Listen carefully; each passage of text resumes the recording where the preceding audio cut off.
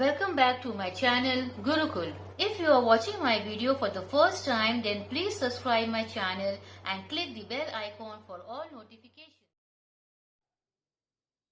Today I am going to start with part 3 of exercise 12.2. Now question 7. We need to explain that why triangle ABC is congruent to triangle FED. तो जैसा कि आप देख सकते हैं यहाँ पे दिया हुआ है that BC is equal to DE, angle B is equal to angle E which is 90 degree, angle A is equal to angle F, right? अब congruent proof करने के लिए any four rule of congruency होना चाहिए. वो क्या है? Side side side यानी कि 3 साइड हो, या साइड साइड एंगल 2 साइड एक एंगल हो, या तो फिर एंगल साइड एंगल, और the last one is RHS. तो यहाँ पे हम लोग क्या करेंगे कि ये एंगल है और ये साइड है. So let us find out whether angle C is equal to angle D. अगर ये हम लोग प्रूफ कर लेते हैं then according to angle side angle we can prove that these two triangles are congruent. तो चलिए शुरू करते हैं. तो सबसे पहले हम लोग निकालेंगे एंगल C. एंगल C कैसे निकालेंगे? 180 degree minus 90 minus angle A. Now why 180? Because we all know that the sum of the angles of a triangle is always 180. कोई भी एक ट्रायंगल का तीनों एंगल अगर हम लोग ऐड करते हैं it should always come to 180, right?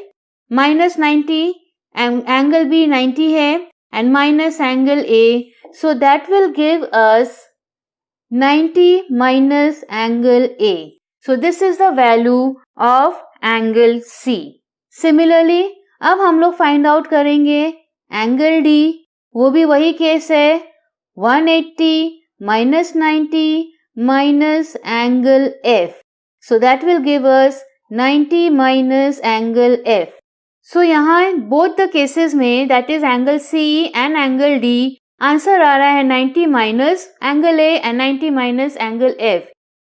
Since angle A is equal to angle F which is given, alright, therefore angle C is equal to angle D and BC is equal to DE. This is also given. और ये जो angle C is equal to angle D ये हम लोग proof कर दिए.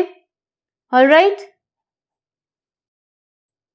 Hence, triangle ABC is congruent to triangle FED following angle side angle rule of congruency.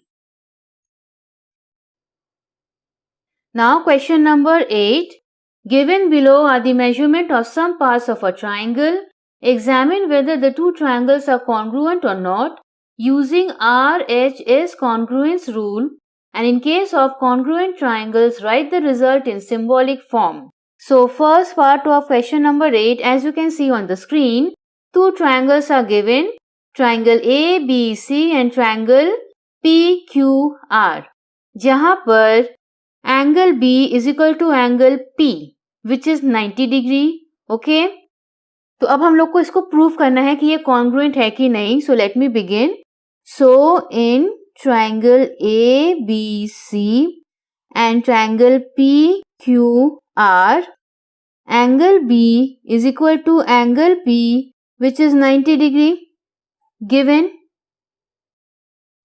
Now AB is equal to PR which is also given.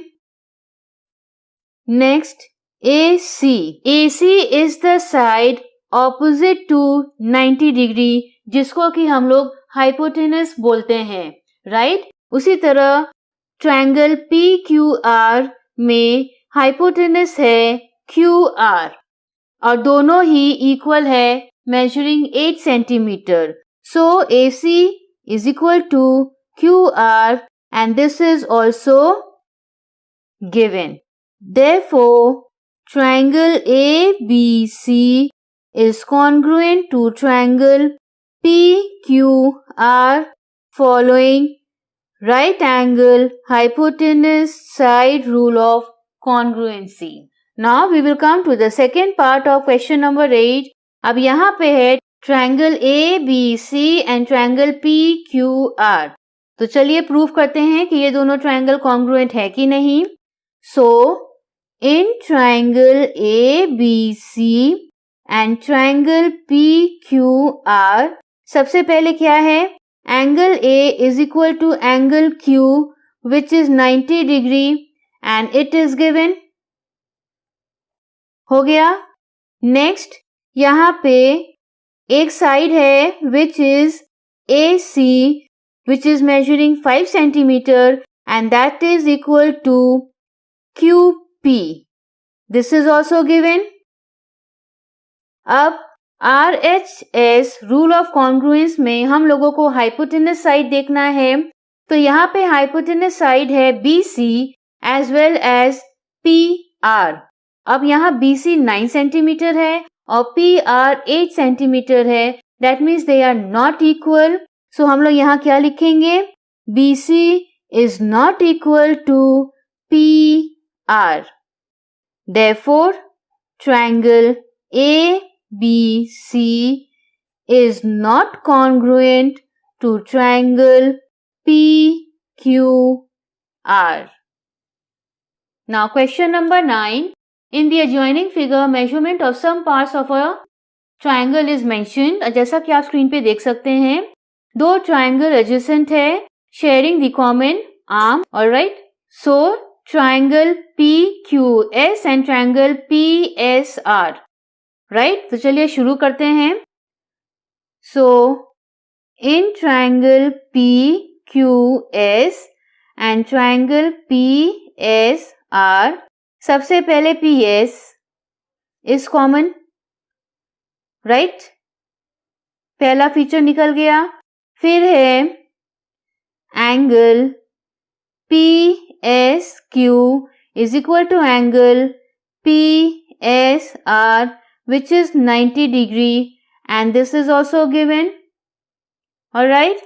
Thirdly, अब ये देखिए, अगर ये 90 डिग्री है, so this is the longest side of the triangle, right angle triangle, which we call it as hypotenuse, और वो है दोनों केस में equal 3 centimetre. So PQ is equal to PR, and this is also given. Alright. तो ये हो गया first part जो कि पूछा गया है. State the 3 pairs of equal parts in triangle PQS and triangle PRS. So वो हम लोग मेंशन कर दिए. सेकेंडली पूछा गया है, is triangle PQS congruent to triangle PRS? Give reason. So yes, triangle PQS is congruent to triangle PSR by RHS rule of congruency. Alright. अब third part पूछा गया है, which is S midpoint of line QR? Give reason. So yes, we can say that QS is equal to SR. क्यों? क्योंकि we have already proved कि ये दोनों triangle congruent है. तो जब वो कॉन्ग्रुएंट है तो उसका हर एंगल और हर साइड इक्वल है. Hence these two lines are equal. अब रीजन हो जाएगा corresponding part of a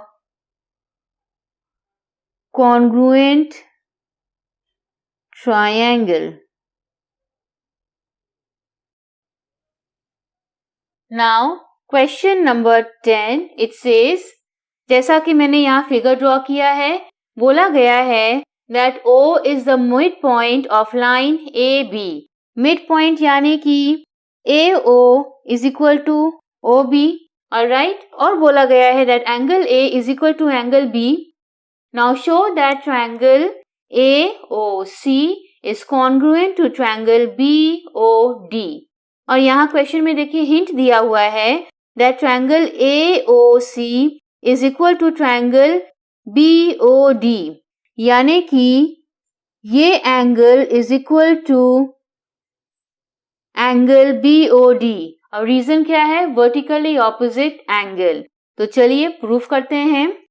so in triangle AOC and triangle BOD, AO is equal to OB given. Alright, angle A is equal to angle B, that is also given, and angle AOC is equal to angle BOD. Reason: vertically opposite angle, and this is also given. Alright, तो यहाँ पे hence triangle AOC is congruent to triangle BOD following angle side angle rule of congruency. So with this we come to the end of exercise 12.2. Thank you.